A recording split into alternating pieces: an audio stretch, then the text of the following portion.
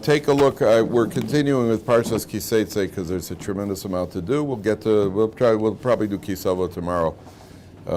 Just remember, the first 3 days of the week anyway count for the previous Shabbos officially. The hashpa, the influence of the previous Shabbos still goes with you on the first 3 days.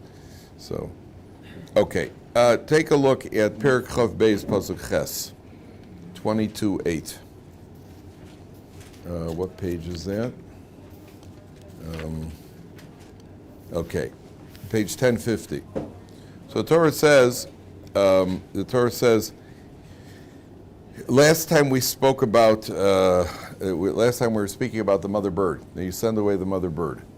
And then the very next section, right after it says that you send away the mother bird and you'll be rewarded for it, and we learn from here that we don't know the reward. You see that the reward for the most significant, most difficult mitzvah, but do you know what the most difficult mitzvah in the Torah is? Consider what's the most difficult mitzvah is honoring parents.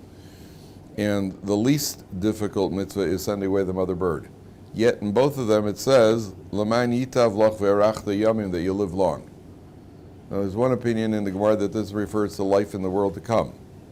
That the world to come, the eternal existence, is a different level of eternal existence. But it also lengthens life in this world. So we don't understand the value of the mitzvahs because even the most insignificant mitzvah, or the easiest mitzvah and the hardest mitzvah, are said to have the same reward. Now, the very next section says, Kisivne bayis chodosh, when you build a new house. So then there's a command in the Torah, Vasisa ma'akil legagecha, you must make a fence around the roof. In the old days, this refers specifically to a house which is where the roof is used for living, where it's a useful roof. Now, most roofs today, if they're a curved, if they're a slanted roof, most people on a slanted roof don't use the roof. But in the old days, the roofs were flat. The Gemara says that's where they built their sukkah. They built their sukkahs on the roofs. The roofs were flat roofs, and then they built. So if you have a flat roof, you can't leave the flat roof in a situation where somebody may fall off. So the Torah says that you have to put a ma'akeh, you have to put a fence. You have to put a fence around the roof. So Rashi brings down, what's the connection between this and the previous mitzvah? When you build a house, you will then build you put on a roof. There's the chumashim over there. Says Rashi, the connection is that if you fulfill the mitzvah of shiluach haken, Hashem will merit you that you will then build a new house. What's one thing got to do with the other? The answer is that you've left the bird, the mother bird, alive to go and create a new house. The mother bird's going to go and make a new nest.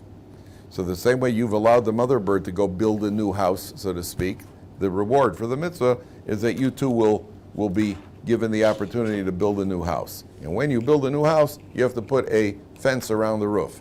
So one of the Forshim says, you see over here that the Torah expects responsible behavior. Because if you read the previous pasuk, it says, well, I sent away the mother bird. It says, L'man yitav loch ve'arachta yamim, I'll live long.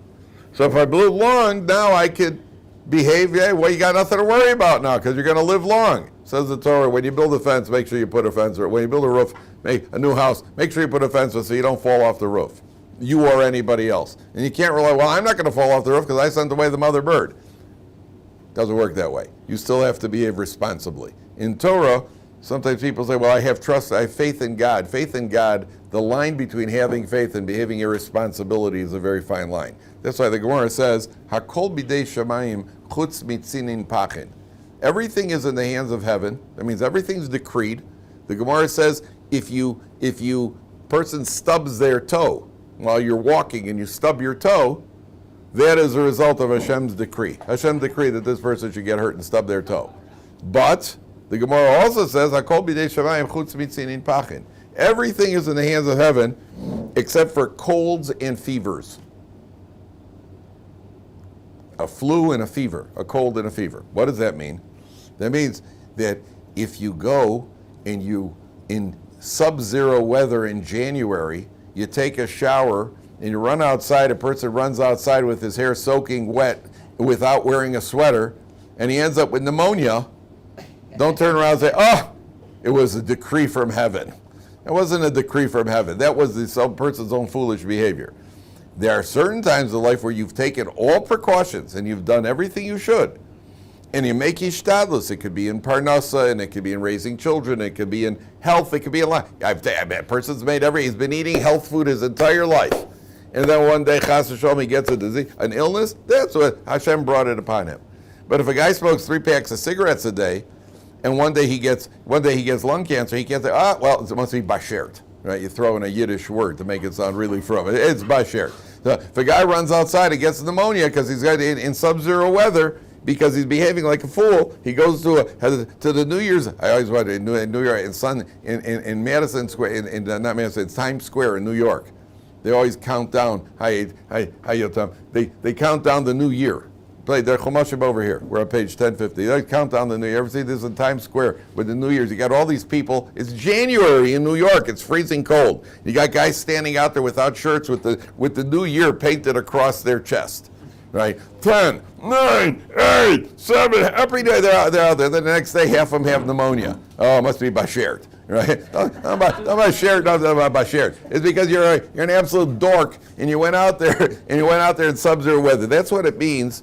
You have to behave responsibly. So the fact that you did a mitzvah that causes length of life, it doesn't mean you can then jump out of an 18th-story window and say, well, listen, nothing bad will happen because I go to Baruch Hu. No, that's not how it works. The mayor just hold one second. I want to say one other thing. We're heading for Rosh Hashanah now. So the Jewish New Year. So, I always wondered, what's the most, stop and think about this, gentlemen. What is the most depressing day of the year? Depressing? Yeah, do me a favor. Can you close that door over there? Can you close that door over there? Thank you. I'm sorry, can you close that door over there? That door. That door, the door. It's closed. It's closed, sorry. Okay, sorry. What is the most depressing day of the year? Tisha B'Av is the saddest day of the year. Most depressing. The most depressing day of the year. Christmas. Rosh Hashanah.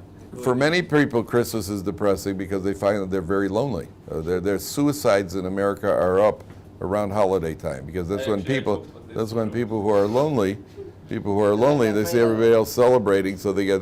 That's not the answer I'm looking for. Not one of you have said it. Thanksgiving. No, Pesach's not a depressing day. Rosh Hashanah certainly not depressing.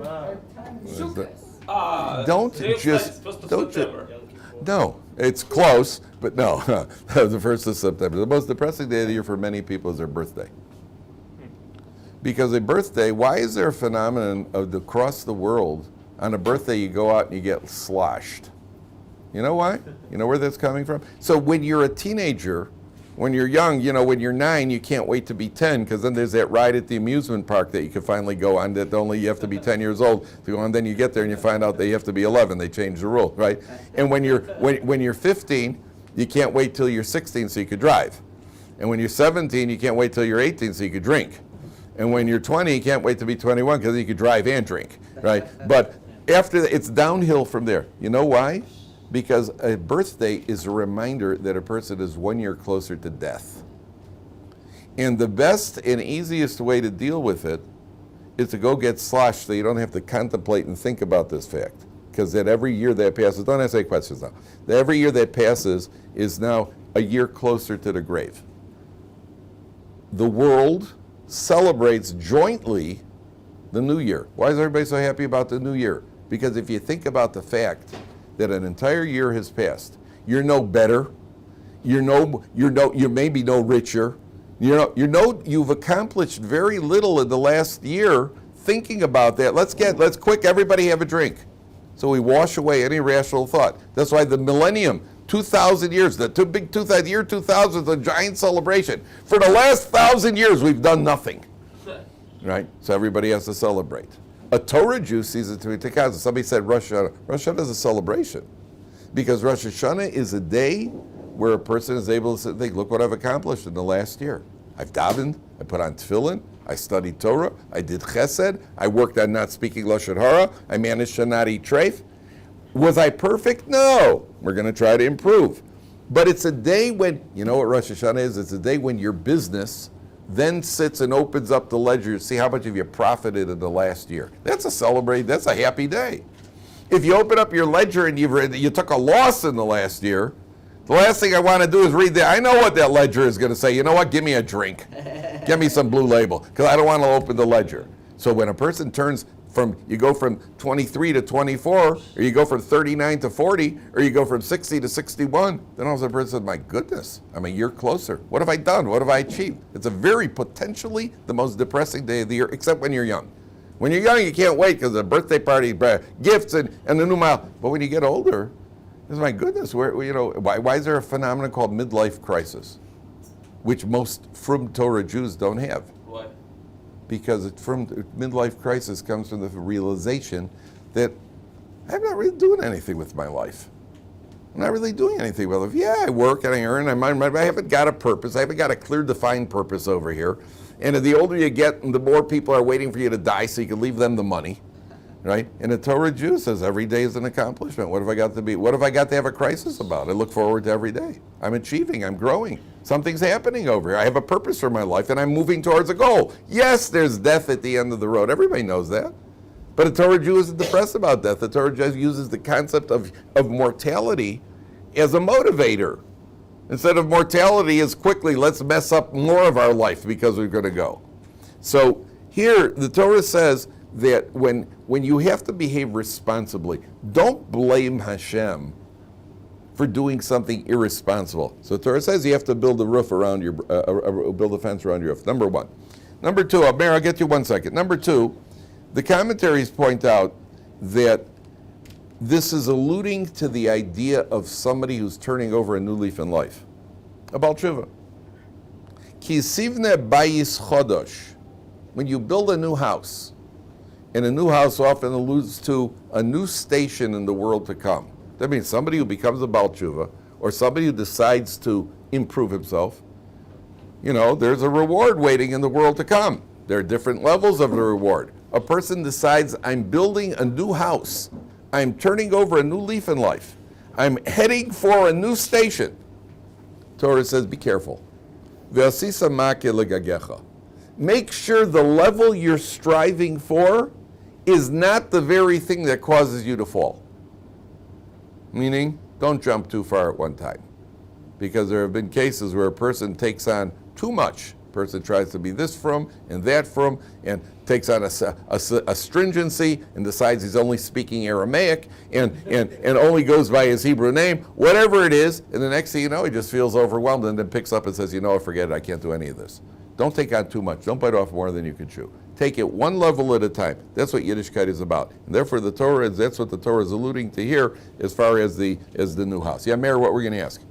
I was just going to ask this, following the idea that flus or fevers are our own responsibilities. Interestingly enough, Corona's main symptoms were those. And so the argument with Corona, just as an example, we're not opening this up for public discussion. Right. I'm just telling you that when a person who there are it's available, the vaccines are available, and a guy goes out, and there were many people, quite a few people who came out against the vaccines, and they themselves died of Corona. Happened. Right, and it happened to quite a few people. And quite a few people then came along and said, on their deathbed, they said, I was wrong. It was available. It was paskined by Gedolei Yisrael, Reb Chaim Kanievsky, and others, that is the proper form of hishtadlus. So the proper form of hishtadlus, a person doesn't do it, then he's being foolish. The same thing, a person who runs across the street without looking.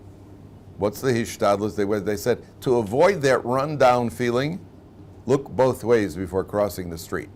So if a person crosses the street without looking, he runs foolishly in the street, gets hit by a car, whose fault was that? Don't blame Hashem for that. The person on Rosh Hashanah, there's a decree that a person is going to live out the year. Huh? We know that the life, it's all decreed on Rosh Hashanah, therefore I can do whatever I want. No, you can't. You stand in front of a train and it hits you, you're in trouble. Right? So, or if at first you don't, Steve, this is for you. If at first you don't succeed, skydiving is not for you. Right, so person, and sometimes you see these people get involved in situations. Did you ever see Reader's Digest? Reader's Digest used to be decent. Now they're not decent either. So they used to have a feature in Reader's Digest. It was called Drama in Real Life. right? About people who are in really, like how they get out of really dangerous situations. When you read this, what they call drama in real life, I used to call how foolish people get into ridiculous situations. So there's like trapped on a glacier with nothing but a bagel. What were you doing anywhere near glaciers for? The guy he fought off a grizzly bear with his girlfriend was grabbed by a grizzly bear and the guy fought her off with nothing but a toenail clippers. Why were you anywhere near grizzly bears? Right? If you most people who are not near grizzly bears don't have these issues, right? So there was one of them, I remember they had drama in real life. This woman, this is what I was telling you before about how women, you represent all men in the world. So they had this woman gets on a ski lift with her 4-month-old baby, and the ski lift malfunctions and it's stuck in midair, and she's up there with a 4-month-old baby. So I had bought the Reader's Digest for my wife. And she reads this article, and she goes, why is she up there with a 4-month-old baby? Why is she on a ski lift with a 4-month-old baby? Now, I'm at fault because I bought the magazine, right? So it's my fault. I got to defend now, why this fool got on a ski. They're saying, what did you put yourself in that situation for? That's what the Torah is saying. That's what it means. Okay, now, next one. This is fascinating. Watch. Pasuk Tes. 6 lines from the bottom. Lo Caesar karmacha kilayim. You're not allowed to plant your vineyard as a forbidden mixture. Pentikta shamleya azer shetizra tvuas hakerem. Whether that it'll become forbidden. Now this is talking about where you crossbreed agriculturally. The basic idea: taking seeds from a vine, and you plant the seeds together with wheat or grain. Forbidden. You're not allowed to mix those grains. Okay. Look at the next one. Lo sachrosh b'shor v'chamor yachdav. You're not allowed to plow. You're not allowed to plow with an ox and a donkey.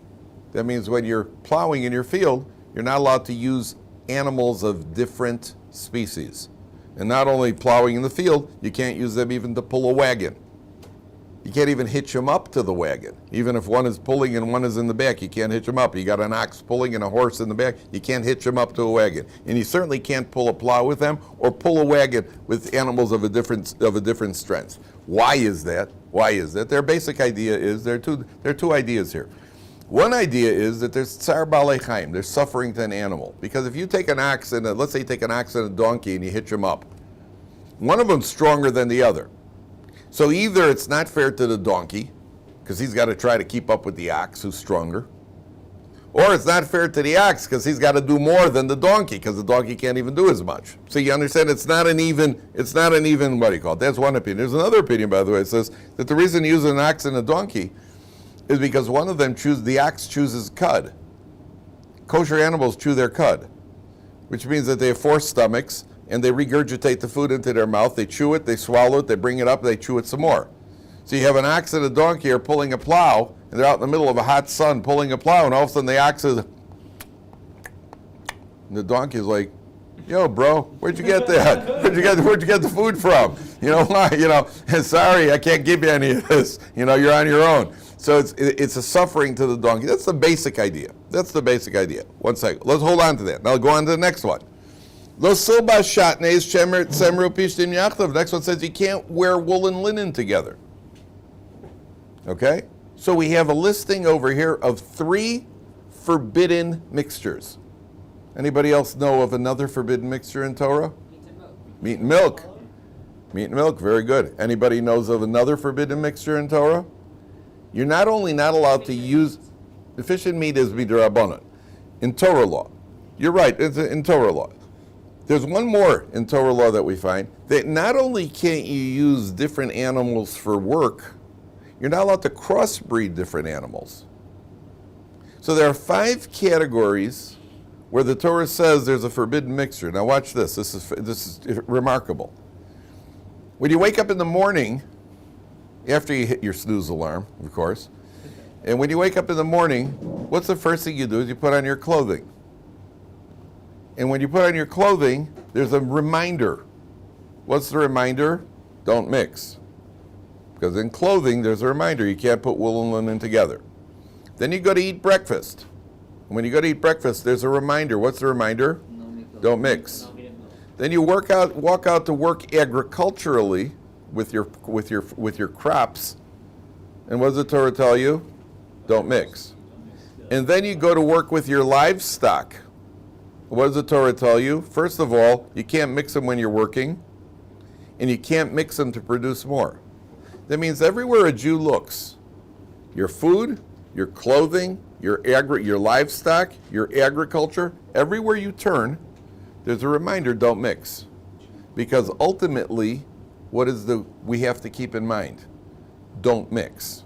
We don't mix with the others. Jews, hein levodad yishkon. Bilam himself said, that's a nation that dwells alone. We don't mix with the other nations.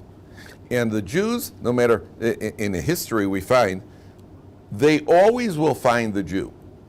If the Jew tries to mix in at the office, so one day the boss comes in, the Jew changes his name, so he could, he makes his name Richardson or something, or Williams, or Johnson, whatever he makes his name, and he tries to mix in at the office, and then one day the boss is giving out donuts. Everybody takes a donut, and the Jew says, wow, it's free? And he says, yeah, it's free. And the Jew says, okay, I'll take another one. Yeah, and there's the Jew. Like Rav Weinbach once said that there's a famous line. You could change your Moses, but you can't change your noses. Right? They'll always snuff us out. They'll always find us out. We don't mix in with them intermarriage-wise, and we don't mix in with their values. We have our own value system, we have our own way of living. And that's why everywhere we look, everywhere a Jew looks, everywhere we turn, there's a reminder. Your clothing, don't mix. Ultimately, it's a reminder to us not to mix in any way, ideologically, physically. We don't mix with the other nations. We have our own approach to life, and that's the approach we're meant to take. Okay, now, I want you to take a look further. We have a lot to do here. I'm going to skip. But there are just a few things that some of them are misconceptions. Hold all the questions. I want to get through this now. Take a look at Perek Chav Gimel Pasuk Gimel, because this is a big misconception. Very big misconception. On page 1054, top of 1054. Lo yovo mamzer b'kal Hashem. A mamzer is not allowed into the congregation of Hashem. Gamdor asiri lo yovo lo b'kal Hashem. 2 lines from the top. A mamzer is not allowed into the congregation of Hashem, and even the 10th generation, which means never. So, what is a mamzer? Now, I don't know if did the art school transliterate it or translate it? It says a mamzer. The art school does not translate it. Because there is a misconception here. The misconception is that, for the most part, most people translate a mamzer as a bastard. That's how it's translated. It's a mistake. It's a mistake. Because in the world at large, a bastard is considered the result of a non-marriage. That means if a single guy and a single girl have a child born out of wedlock, they call the child a bastard. That's not what a mamzer is. In halacha, in Torah, if a single man, not even a single man, he could be a married man, but a single girl is involved and has a baby, if a single girl has a baby, that baby can be the Kohen Gadol if his father is the Kohen Gadol. He has zero halachic stigma or limitation. A child born out of wedlock in halacha is certainly not allowed to produce a child like that, but if it was done, that child has zero halachic limitation. A mamzer is a specific type of illegitimate child, which is where a married woman is involved with somebody other than her husband. Other than also incestuous relationships, a brother and a sister, that sort of thing. But we're not talking about incestuous relationships. As far as a what do you call it? As far as a mamzer is concerned, the standard mamzer is where a married woman is involved with another man, whether he's married or not. You see, a married man with a single woman, that's not a mamzer, for the simple reason that by Torah law, theoretically he could marry her. It's only rabbinic law that prohibits a man. The decree of Rabbeinu Gershom from the Middle Ages that prevents us of having more than one wife. By Torah law, a man's allowed to marry up to 18 wives. So theoretically, he can marry her. That's not, by definition, an illicit relationship. A woman is only allowed to have one husband. Women cannot have more than one husband. So if a married woman is involved with another man and it produces a child, that child becomes a mamzer. What are the limitations of a mamzer? A mamzer is lo yavo bikal Hashem. He's not allowed in the congregation of Hashem, which means that a mamzer cannot marry a regular Jewish person. Whether he's a female mamzer, a male mamzer, a female mamzer, cannot marry a regular Jew. There are those he could marry. He could marry another mamzer, and he's allowed to marry a convert. But he's not allowed to marry a regular Jew, a naturally born Jew. Now, the mistake here is people think he's not Jewish because the Torah says he does not enter the congregation of Hashem. That's not true. A mamzer has all halachic obligations. He has to put on tefillin. He can't eat treif. If he's in shul, he can get a aliyah. I don't know how they call him up. Yamod, Reuven ben Shimon mamzer shlishi. I'm not sure exactly how that works. I've never heard it done. I've never seen one. Never met one. But if a person's a mamzer, he's got all halachic obligations. If he marries another Jew, it's prohibited for him to marry a Jew, and the child's a mamzer. His child are mamzerim. If he marries another mamzer, if he marries a woman who is a mamzeres, which he's allowed to do, that's lechatchila, their children are mamzerim. It's not good to be a mamzer, obviously. And if he marries a convert, which he's allowed to do, their children are mamzerim. It follows the line of the mamzer. Now, the obvious question everybody always asks is what? What's the obvious question when you get to the mamzer? What's the obvious question? Everybody asks this question, which is? There is a way to undo it, yeah. The people generally ask, but it's not fair. What did he do wrong? Yeah, it's not fair. Okay, what's it his fault that somebody did something wrong? Okay, we'll get to that in a second. The way to undo it, the Gemara says, is that a mamzer is allowed to marry a non-Jewish slave woman. In other words, there's a category of halacha where a Jew who has a slave, the slave has certain halachic limitations. If a mamzer marries a non-Jewish slave woman, the children are by definition not Jewish because it follows the mother's line. And by non-Jews, there's no halachic mamzer. So these children that he has with her are now not Jewish. And then when they grow up, they convert to Judaism, they're not mamzerim. So that's a way they could get out of the mamzer line. Okay? Now, the question of not fair is for some reason, people always ask it by a mamzer. But the truth of the matter is, can I ask you, how many of you in this room are Kohanim? Nobody's a Kohen? I am. I'm a Kohen. So I guess it's not fair to you guys. Something wasn't fair. It's not fair. I'm a Kohen. And as a Kohen, you have obligations. You're going to have to support me. We could start now if you want, by the way. We don't have it. We could practice now for the Beis HaMikdash. But what do you call it? We don't want you to mess up when the time comes. So let's get it straight now. That's not fair. And if one person is born to a wealthy family, somebody's born to a poor family, it's also not fair. And if somebody is born with a physical disability, that's also not fair. And if somebody is born in Cleveland, that's certainly not fair. Right? So you know what? Where's that line? Where's that line of fair or not fair? Now let's take it even further. Let's say a mother's a drug addict. Let's say a mother's a heroin addict and she has a child. This child's born as a heroin addict. Where did that come from? That comes from the mother's misbehavior. That comes clearly from the mother's misbehavior. So at a basic, there are two approaches here.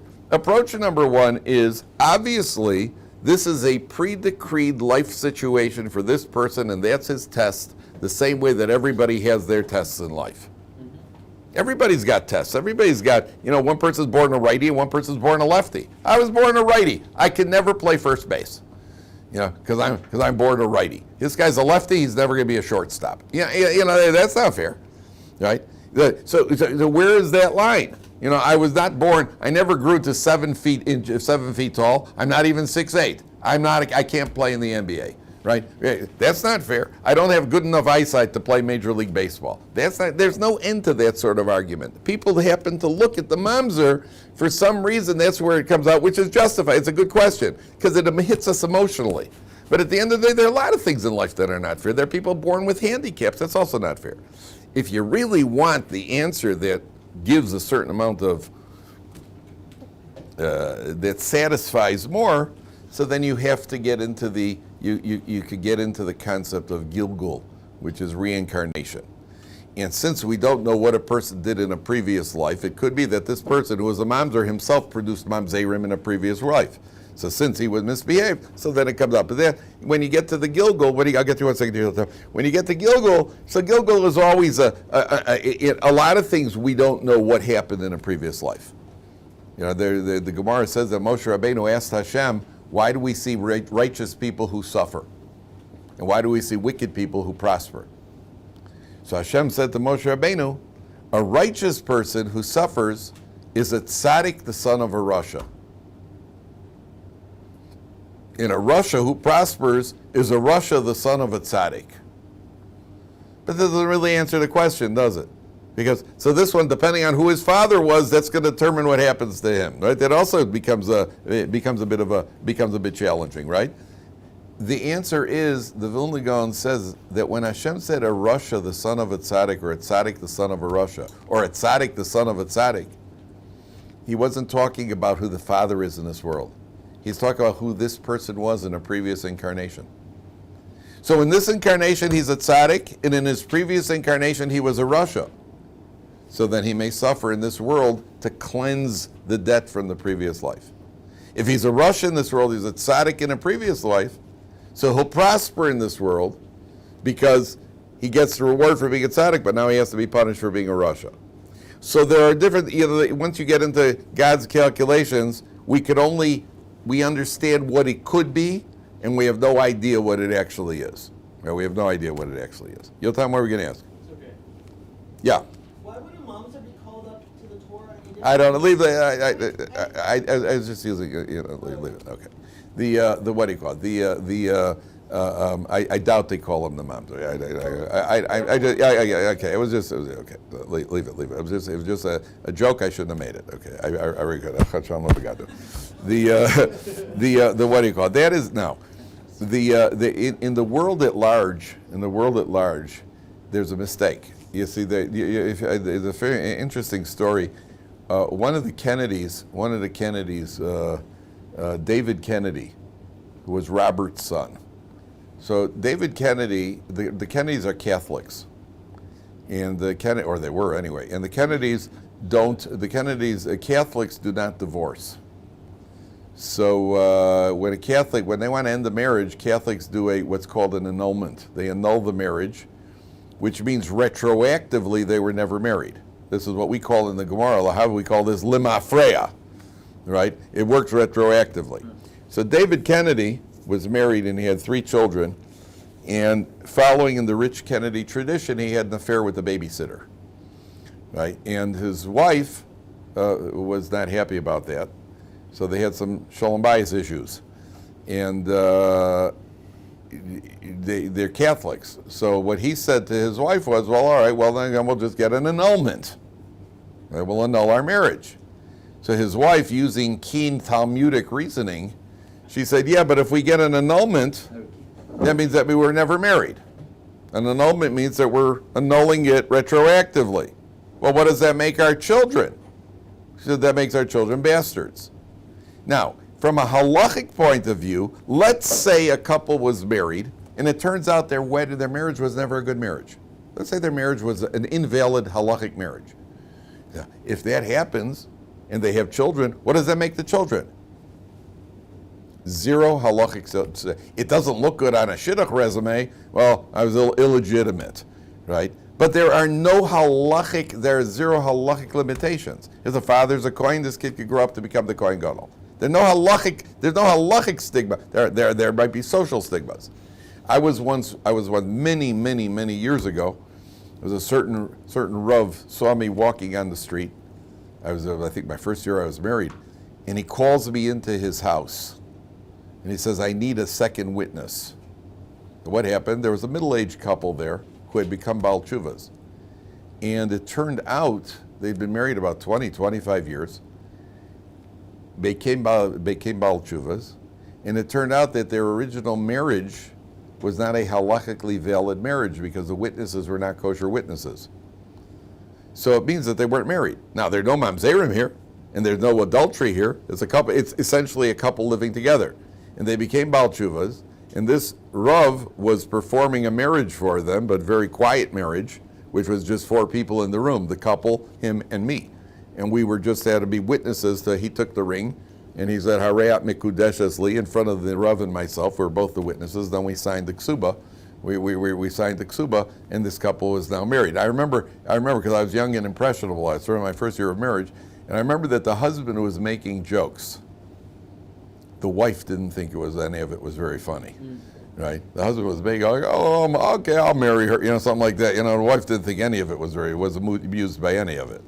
So I remember in 8th grade we had a secular teacher. I was in a Jewish day school. We had a secular woman teacher, Jewish secular woman, and one of the kids in class asked her if she had a proper marriage, if a rabbi officiated her marriage, and she said, yes, I wouldn't dream of living my life in sin, with a man living my life in sin. Now, what's interesting is that this was a woman who did not keep Shabbos, and she did not keep the laws of family purity, which are far more severe than living with a man. If you keep Shabbos and the laws of family purity, you're much better off doing that and living without a kosher chuppah than you are the other way. So that was just the irony, is that people see it as that sort of thing. But ultimately, what the world at large, that Mrs. Kennedy was nervous about, we wouldn't be nervous in halacha. We don't want, but we it's not the end of the world. Not the end of the world. That was yeah. Aaron, what were we going to ask? Okay, so if a woman doesn't give the first husband a get, she can't give a get. A woman cannot give her husband a get. She doesn't receive the get from her first husband. And then she marries another husband, then she is in the kids are mamzerim. Yes, there have been many cases like that in Jewish history, and that would be a classic. That would be a classic case of a mamzer. Okay. Yes. Okay, so let me just. No, you have to ask. Ask. Don't say. Yeah, okay, so there'd be a real question with how a kohen who married a divorcee. It's a different category. No, but I just. What's the question? What's the question? How would they be called to the Torah? Because he'd be called a. they're A Kohen who marries a divorcee would not get an aliyah until he divorces her. He's a cholol. He called up as a Yisrael. He's called up as a Yisrael. You wouldn't say Yamod Ruvei Min Shimon HaCholol. No. I don't want you to lose sleep tonight. I see this is really. I don't want you to lose sleep. You just call him in Yisrael. You just call him. Well, it might be embarrassing, but we wouldn't. We're not going to make a public announcement. But you don't have to announce he's a cholol. No. Okay. So that as far as the no, I don't want anybody to have nightmares here. That's as far as that. Now, you brought up the You brought up the question of the get. So let's skip on. Go to Perek Chav Daled Posek Aleph, because this also needs clarification.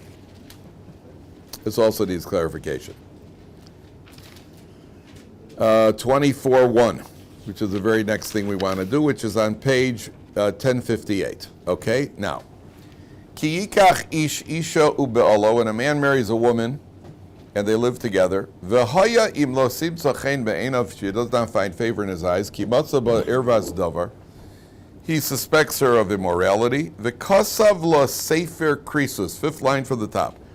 He writes a document of severing the relationship, which is what we call a get.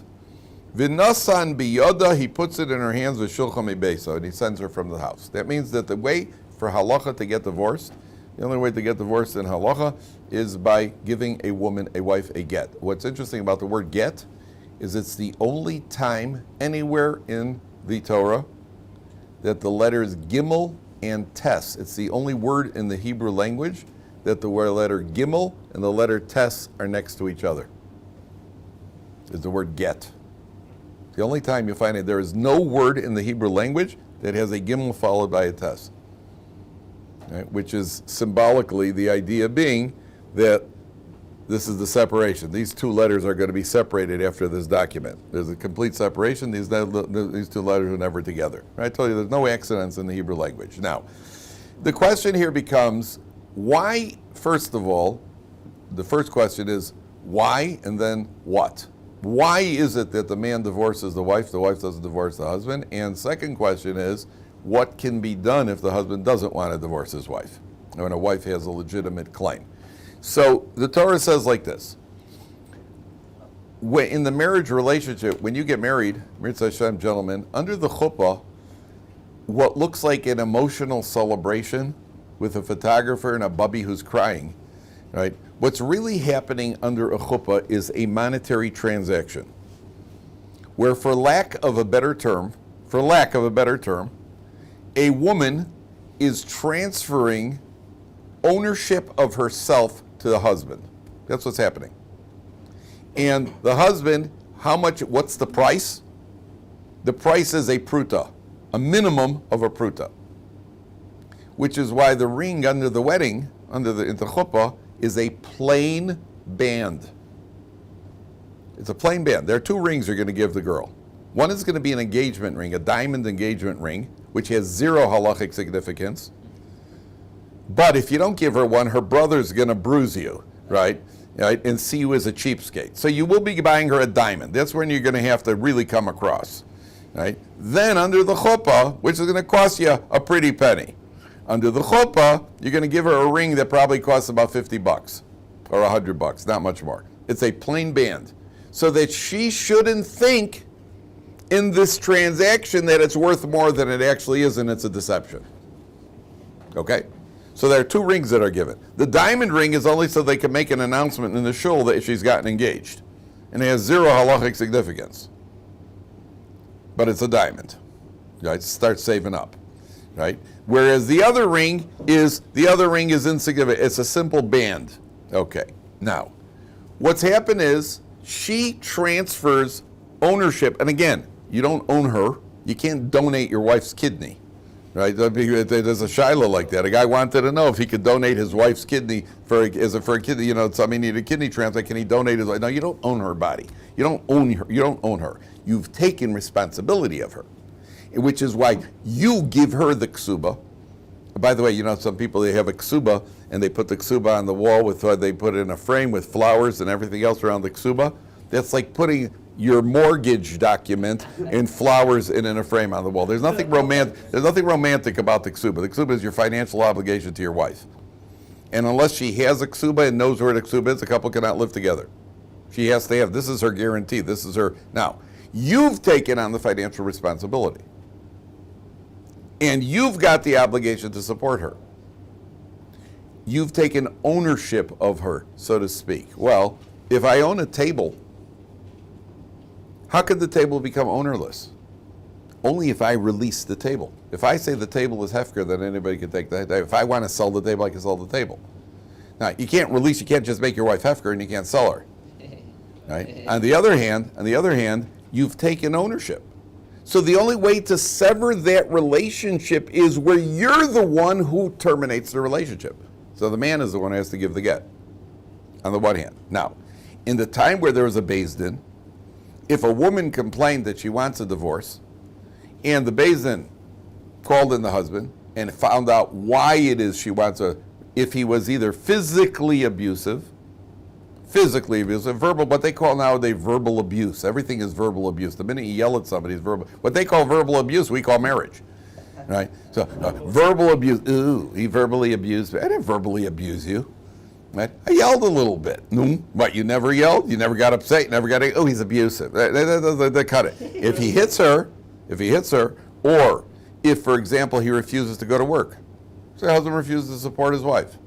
So if a husband refuses to support a wife, so in the time when there was Beis Din and they had corporal punishment was an option, in the times where corporal punishment was an option, Beis Din would flog the guy if he refuses to go to work. Guy gets up when he says to his wife, listen, honey, I don't think I'm going to work today. You got to go to work. You need to support the family. No, I think I'm going to lie around in bed and play with my smartphone. So she calls Beis Din, and Beis Din summons him and say, hey, Herschel, you're going to go to work? And no, I was thinking of early retirement. Whap, right? Well, maybe not so early, right? Whap, right? What was that one for? We don't want you thinking about it at all. Whap, right? And off you go, right? If a man refused to give a get, Beis Din the Rambam paskins, a man who Beis Din says, listen, if a wife simply wants a get, why do you want a get? The guy's boring. My husband's boring and I don't like the way he sings Semiras on Shabbos. He's got a lousy voice. Listen, lady, you're stuck, right? Lady says, listen, he's not supporting the family, he's physically abusive, for whatever reason, he was not loyal to me. That's also grounds for divorce. Beis Din will say, you have to give her a get. He says, well, I don't think so. You don't think so? I want you to meet Ephraim. Ephraim, come here for a second. Ephraim was a linebacker in high school before he became a Baal Tshuva. And Ephraim now serves as the enforcer for Beis Din. And Ephraim has a big piece of rawhide in his hands. Now, would you like to give your wife a get? Oh, yes, where do I sign? Right? And if he refuses to give a get, so then Ephraim takes him back in the barn, and they give him what he called, until he says, now, the Rambam asks the paradoxical question. There's a paradoxical question here, because the halacha is a man has to give his wife a get of his own free will. You can't force him. You can't beat him up. Who can't beat him up? Like the guy wants to give his wife a get, and the guy says, I'll give you a get if you give me $100,000. This happens nowadays. The recalcitrant husband. So the brothers of the wife decide to go beat him up till he gives a get. That's not a valid get. And if she gets married to somebody else on a get that was forced, and she marries another man, that's a woman who's never gotten a get. That means the subsequent marriage is adultery and the children are mamzer. Except for Beis Din. Beis Din is allowed, nowadays we don't have that option. You haven't got the Beis Din who's got that authority. In the times when there was a Beis Din, kofin oso ad sheyomer rotzad. They could hit him until he says, I want to. So the Rambam asks the obvious question. The Rambam says, well, what do you want? You're getting hit. And all of a sudden you say, well, okay, now he's giving of his own free will. The Rambam says, Maimonides, the Rambam says, you see, every Jew wants to do the right thing. What's the problem? You have a Yetzer Hara, the evil inclination is stopping you. This man's evil inclination is stopping him from giving the get. So what do?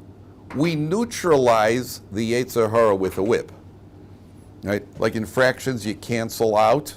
Right? We cancel out the Yetzer Hara with a piece of rawhide. And what are you left with? His own pure will, which is that he wants to give a get. So the halacha says you can do that. Nowadays the problem is we don't have that option, because we don't have a Beis Din that can enforce it physically, can enforce with capital corporal punishment. So what's done nowadays when a Beis Din says a husband has to give a get is generally they will either ostracize him from the community, that they could do, they'll publicize him, they'll shame him, they'll put up posters that this man refuses to comply with the Beis Din, and hopefully that works. In Israel, the law in Israel was that the law up until the last that I saw, I don't know if that's the law now, the law in Israel was that the secular courts will back up the religious courts. If the religious courts say a man has to give his wife a get and he refuses to, then he will be in prison in the secular courts until he gives the get. There was actually a case I remember in Israel of a man who did not want to give his wife a get, and they put him in jail for 20 years. He was in jail for 20 years. He wouldn't give his wife a get. He felt that she did something wrong. He wouldn't give her a get. He said, I'll rot before I give her a get. He was in jail for 20 years, and eventually he died. And his wife was traditional. She had to sit shiva for him, because he was still her husband, 100% her husband. She sat shiva for him. And she said, and she was traditional. She wasn't religious, but she was traditional. This was something that she did. She said, now, isn't this ridiculous? I got to go sit shiva for this rat who wouldn't give me a get for 20 years. He felt, listen, I'm not giving her a get. I don't want to give her a get. I don't feel I have to. I should give her a get. Yeah. So where do we find the word get? Nowhere else. Oh, get in the, what do you call it? Because here it doesn't. Sefer Krisus. In the Gemara, it's called a get. It's in the Gemara. It's a get, and you never find the word gimel test together anywhere else.